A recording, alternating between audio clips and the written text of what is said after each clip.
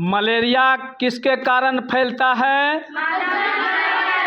मच्छर के कारण। उस मच्छर का नाम जानता है? कौन मच्छर है?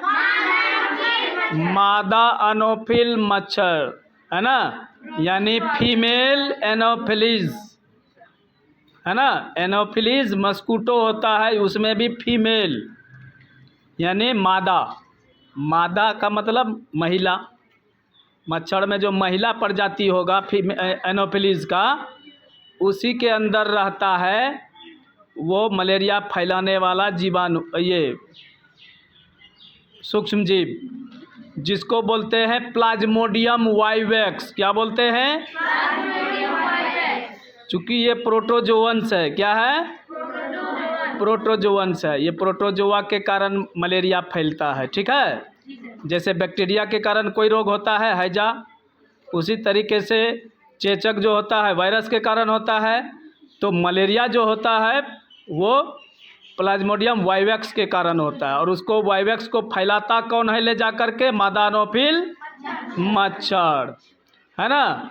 वो तुम्हारे वो फीमेल एनोफिलीज जो है, जब तुम्हारे शरीर पर बैठेगा तो उसका टेंटिकल्स तुम्हारे शरीर में इंजेक्ट करेगा। वो क्या करेगा? इंजेक्ट का मतलब क्या होता है? जैसे इंजेक्शन डालता है ना डॉक्टर, तो सुई तुम्हारे शरीर में चुभाता है ना, उसी तरीके से मादा एनोफिल का जो वो सूंग है आगे का, मुंह के आगे, जिसको टेंटिकल्स बोलते हैं, वो तुम्हारे शरीर में प्रवेश करेगा। जिस दौरान जो है प्लाज्मोडियम वाइवेक्स तुम्हारे बॉडी में पहुंच जाता है, और जैसे पहुंचा वो तुम्हारे शरीर में वृद्धि करना शुरू कर देता है और तुमको मलेरिया रोग हो जाता है। मलेरिया में समय समय पर बुखार आता है, एकदम फिक्स टाइम पर, है ना। उसके लिए मलेरिया का दवाई आता है, क्विनाइन का गोली, है ना। मलेरिया का दवाई होता है जो कि पेड़ पौधे से बनता है। तो मलेरिया फैलाया कौन? मादा एनोफिल मच्छर। और मादा एनोफिल के मच्छर के शरीर में कौन सा रहता है? वो प्रोटोजोअन्स प्लाज्मोडियम वाइवेक्स। कौन रहता है? वो शरीर में जैसे पहुंचता है मलेरिया हो जाता है। तो हम लोग को बचना है, इस मादा एनोफिल मच्छर से बचना है। मादा एनोफिल मच्छर से कैसे बचेंगे? अपने आसपास की गंदगी को साफ करेंगे, समय समय पे दवाई, जो दवाई हमें स्कूल में मिलता है वो लेना चाहिए, और जितने भी अपने आसपास के कचरे हैं उन सबको सब साफ कर देना चाहिए।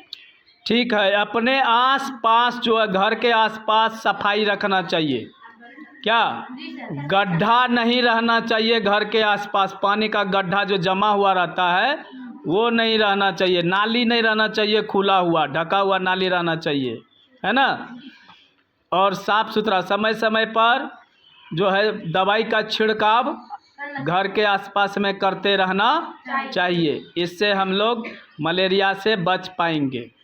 क्या? तो आप लोग के घर के आसपास भी गड्ढा होगा पानी वाला, उसको साफ़ सफाई पर ध्यान देंगे, उसका साफ़ सफाई करते रहना है। पानी जमने नहीं देना है ना। जहाँ गड्ढा में पानी जमा हुआ है वहाँ पर केरोसिन तेल डाल दो, उसमें जो भी मच्छर का अंडा होगा सब मर जाएगा, उसको ऑक्सीजन नहीं मिलेगा। ये तेल क्या करता है? पानी के परत पर जम जाता है, बाहरी ऑक्सीजन से उसका संपर्क टूट जाता है और वो अंडा जो है मर जाता है। उसमें जो भी मच्छर रहता है वो मर जाता है ना। तो तेल यही करता है कि ऑक्सीजन का आपूर्ति बंद कर देता है ना।